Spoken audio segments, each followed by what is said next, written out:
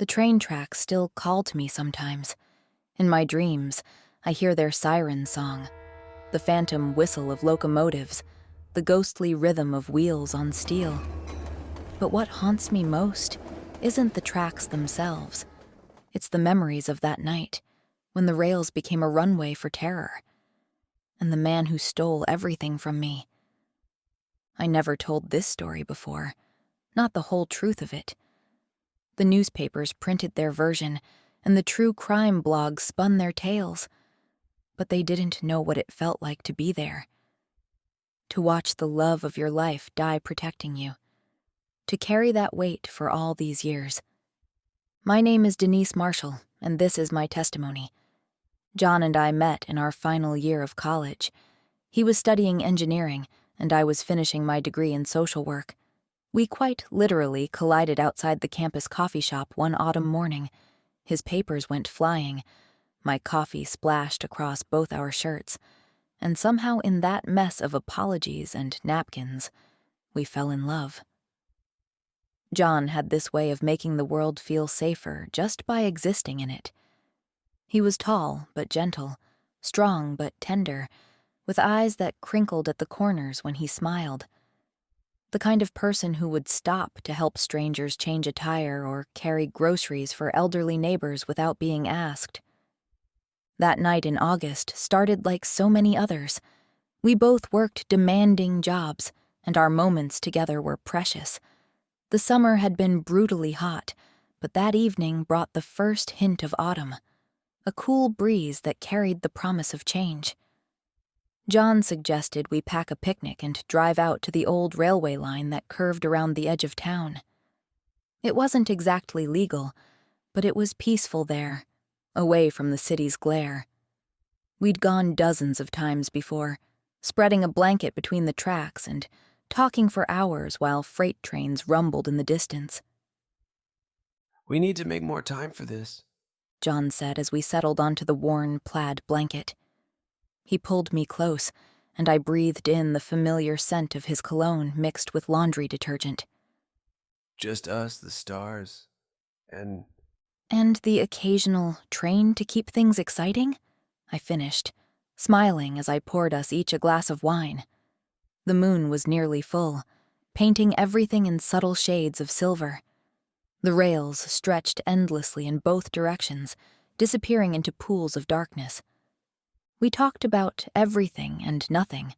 Work stories, dreams for the future, the house we hoped to buy someday.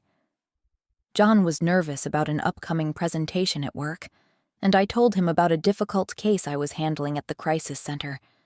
Normal things, safe things. The wine made everything soft around the edges, and I remember thinking how perfect it all was. That's when I noticed the silence. The crickets had stopped chirping. The night birds went quiet.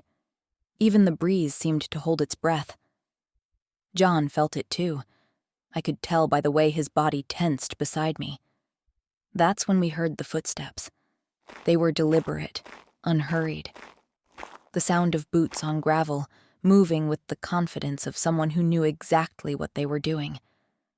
John squeezed my hand, a silent signal we should move. But before we could stand, a beam of light cut through the darkness, sweeping across our faces. "Well, what do we have here?" The voice was oddly gentle, almost conversational, but something in it made my skin crawl. As the figure stepped closer, the moonlight revealed a man wearing work boots and cargo pants, like a railroad worker. But the bandana covering the lower half of his face told a different story. In his right hand, he gripped a railroad spike hammer, its head gleaming dully.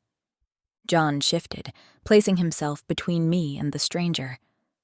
"We don't want any trouble," he said, his voice steady despite the fear I could feel radiating from him. "We'll leave right now and forget we saw you." The man tilted his head, studying us like a curator examining artwork. "But I don't want you to leave. I've been watching you for a while now. Such a pretty couple. So in love. He took another step forward.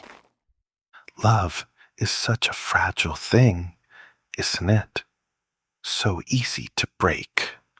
What happened next plays out in my nightmares with terrible clarity, though I've never told anyone the whole truth of it. Not even the police. John suddenly shoved me hard, sending me stumbling backward. Run! He shouted, lunging at our attacker. The hammer swung in a vicious arc, but John managed to grab the man's wrist, forcing the weapon away. They crashed into each other, a brutal dance of survival. I should have run then. That's what I told the police, that I fled immediately, but I didn't. I couldn't leave him. Instead, I grabbed a loose railroad spike from beside the tracks, my fingers closing around the cold metal. The killer had John pinned now, the hammer pressing down toward his throat. Without thinking, I swung the spike at the back of the killer's head. But he must have heard me coming. He jerked sideways at the last second, and the spike only grazed his shoulder. His eyes found mine, and in them I saw something that still haunts me. Recognition and pleasure. Like I was playing right into his game. He backhanded me with shocking speed, sending me sprawling across the gravel. The spike flew from my hand, clattering away into darkness. John used that moment to drive his knee up into the killer's stomach, throwing him off balance. Denise, go. Now!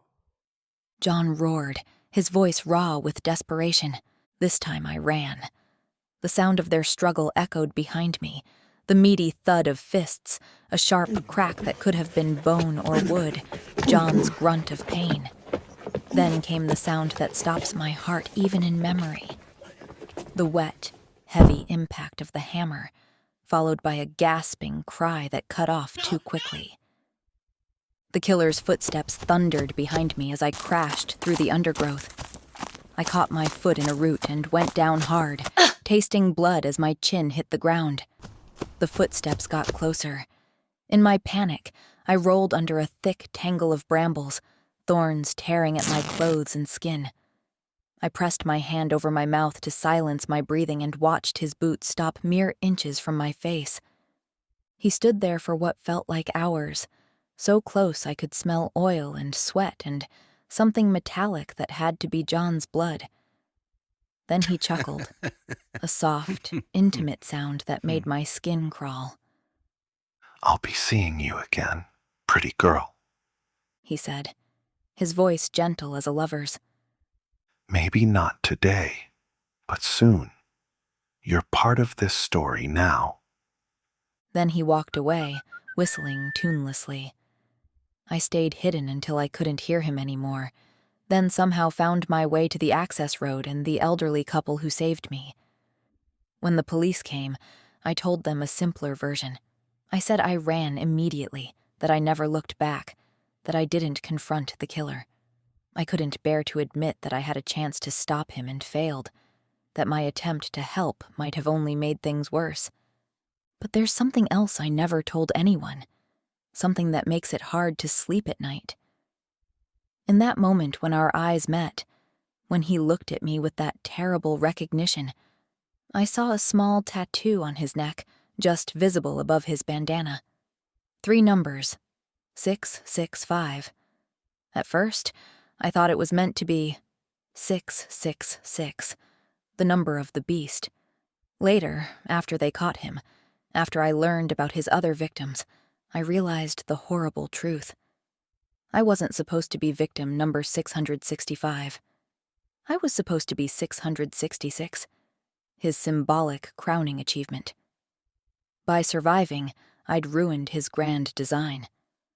That's why I moved across the country, changed my name, became someone new, because his words keep echoing in my head. I'll be seeing you again. The newspapers say he's on death row now, but sometimes I wonder, did he have accomplices?